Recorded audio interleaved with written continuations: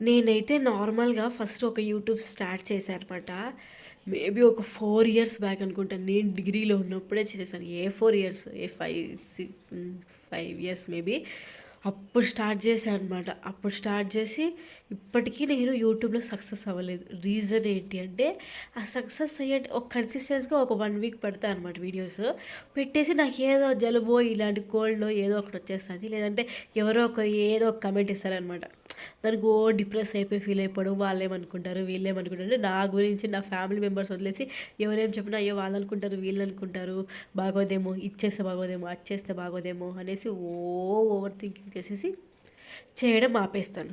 మళ్ళీ నాకు ఉన్నిందంటే అర్ధరాత్రి 1 వరకు మేలుకుంటాం కదా ఒకసారి. అప్పుడు లైఫ్లో ఏదో సాధించాలా అనుకుంటాం కదా. అలాంటి టైంలో మళ్ళీ స్టార్ట్ చేస్తాను యూట్యూబ్ పెట్టాలి అనేసి, యూట్యూబ్లో వీడియోస్ పోస్ట్ చేయాలని. అప్పుడు మళ్ళీ పెట్టడానికి చూస్తాను.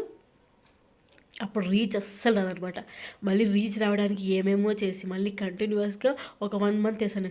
రీచ్ మంచిగా వస్తుంటుంది. ఒక 10K 15K వరకు వెళ్తాయి అన్నమాట వీడియోస్. మళ్ళీ ఏదో ఒక ప్రాబ్లం.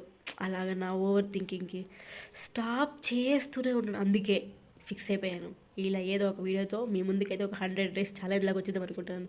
చాలామంది సెలబ్రిటీస్ అయితే చేస్తున్నారు కదా 100 డేస్ ఛాలెంజ్, 100 డేస్ ఛాలెంజ్ అనేసి. నేను కూడా చేస్తాను. ఎందుకు చేయకూడదు? నేను ఏం చేస్తానో తెలీదు, బట్ మిమ్మల్ని మాత్రం ఎంటర్టైన్ చేస్తూనే ఉంటాను. ఎంటర్టైన్ చేస్తానా? నేను ఒక ఎంటర్టైనర్ నేను కాదు, బట్ కంటెంట్ నేను డెఫినెట్గా క్రియేట్ చేయాలని ఫిక్స్ అయిపోయాను. డెఫినెట్గా నా వీడియోస్ మీకు డైలీ వస్తాయి 100 డేస్.